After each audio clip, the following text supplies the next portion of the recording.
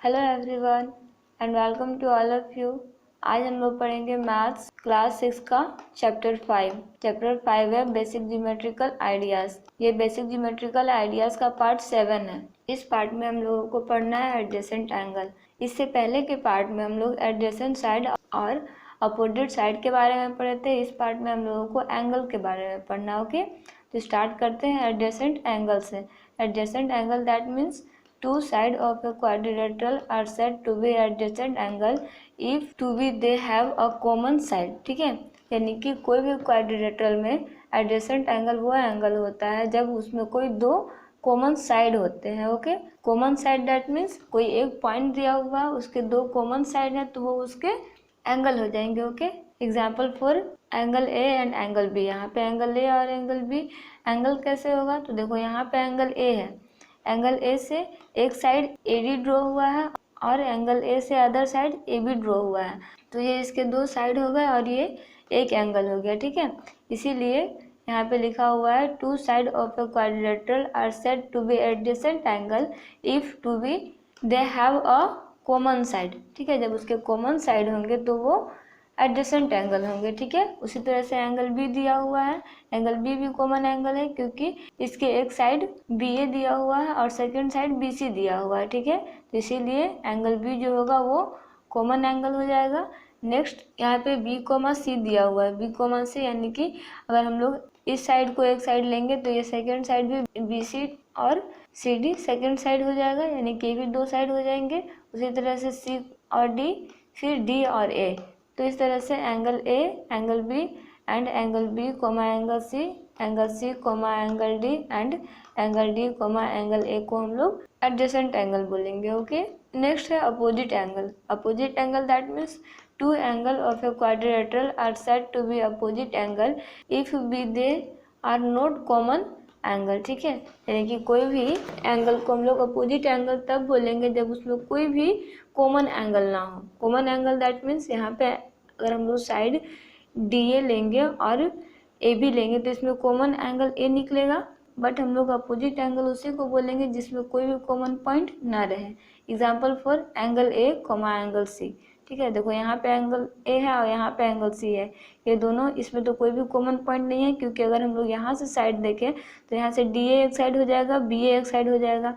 ठीक है, फिर यहाँ से देखें तो सी बी एक साइड हो जाएगा और सी डी एक साइड हो जाएगा, तो ये तो मैच नहीं कर रहा है, यानी कि इसमें कोई भी कॉमन पॉइंट नहीं हो रहा है।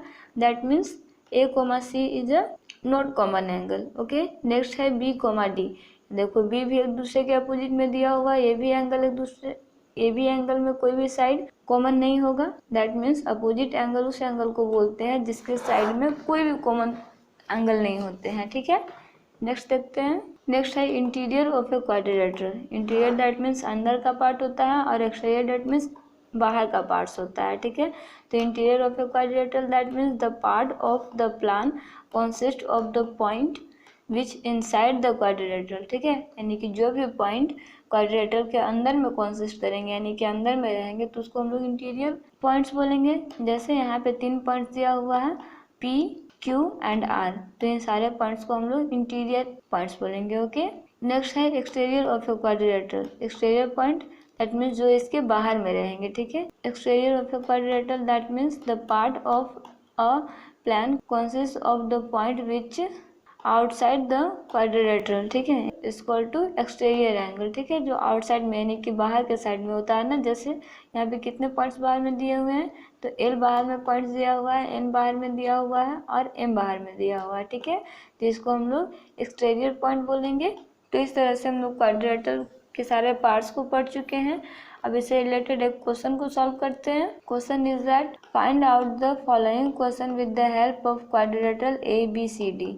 ठीक है, तो आपको यहाँ पे कुछ क्वेश्चन दिया हुआ है, क्वाड्रिलेटरल ए बी सी और डी के थ्रू इस क्वेश्चन को सॉल्व करना है। First question is that how many pair of adjacent side are there, name them. ठीक है, तो यहाँ पे बताना है कि एडजेसेंट साइड कितने होंगे। तो आप इससे पहले एडजेसेंट साइड के बारे में बहुत अच्छे से पढ़ चुके हो।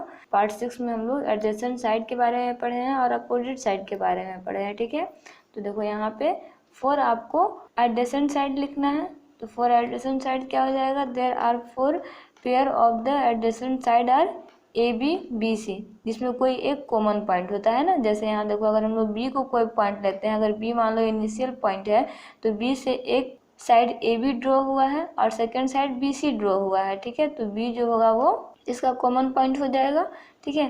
तो A B comma B C हो जाएगा। नेक्स्ट होगा, नेक्स्ट यहाँ हम लोग सी से एंगल को ड्रॉ करते हैं, सी पॉइंट को लेते हैं, तो सी से B C comma C D, next D A comma D C and D A comma A B. तो इस तरह से एडजेसेंट साइड के 4 पेयर्स निकलते हैं। नेक्स्ट दिया हुआ है how many pair of the opposite side are there. यहाँ पे अपोजिट साइड बताना है, तो अपोजिट साइड पहले भी हम लोग पढ़ चुके हैं कि अपोजिट साइड जो होता है वो डायगोनल्स होता है ना। डायगोनल्स दैट मीन यहाँ से ये एंगल इसके अपोजिट होगा और ये एंगल इसके अपोजिट होगा, ठीक है। यानी कि इसका जो डायगोनल्स होता है एक दूसरे के अपोजिट होता है, ठीक है। तो there are 2 pairs of opposite side is A B comma C D and A D comma B D, ठीक है। तो ए बी का अपोजिट साइड सी डी हो जाएगा और ए डी का अपोजिट साइड बी सी हो जाएगा, ठीक है। नेक्स्ट क्वेश्चन दिया हुआ है how many pair of adjacent angle and opposite angle are there. तो यहाँ पे आपको बताना है कि यहाँ पे जो फिगर है उसमें एडजेसेंट एंगल और अपोजिट एंगल कितने दिए हुए हैं, ठीक है। तो there are 4 pair of adjacent angle, यहाँ पे 4 पेयर दिया हुआ है एडजेसेंट एंगल का एंड अपोजिट एंगल का, ठीक है। अपोजिट एंगल का यहाँ पे 2 दिया हुआ है और एडजेसेंट एंगल का 4 दिया हुआ है। जैसे एंगल ए comma angle b, angle D comma angle सी, ठीक है, एंगल सी कोमा एंगल बी और angle B comma angle a. तो इस तरह से इसमें 4 पेयर्स दिए हुए हैं, एंगल ए कोमा एंगल बी, ठीक है, यानी कि ये वाला angle A comma angle B and angle C comma angle D, and next होंगे एंगल सी कोमा एंगल बी और फिर angle B comma angle a. तो इस तरह से 4 पेयर ऑफ एडजेसेंट एंगल होते हैं। नेक्स्ट है अपोजिट एंगल। तो अपोजिट एंगल तो आपको पता ही है, जो एक दूसरे के अपोजिट में होता है, जैसे angle A comma angle C and angle B comma angle D. तो इस तरह से क्वाड्रिलेटरल खत्म होता है। क्वाड्रिलेटरल के हम लोग सारे पॉइंट्स पढ़ चुके हैं और इससे रिलेटेड क्वेश्चन को भी सॉल्व कर चुके हैं। नेक्स्ट क्लास में हम लोग इससे आगे का टॉपिक पढ़ेंगे। Okay, thank you.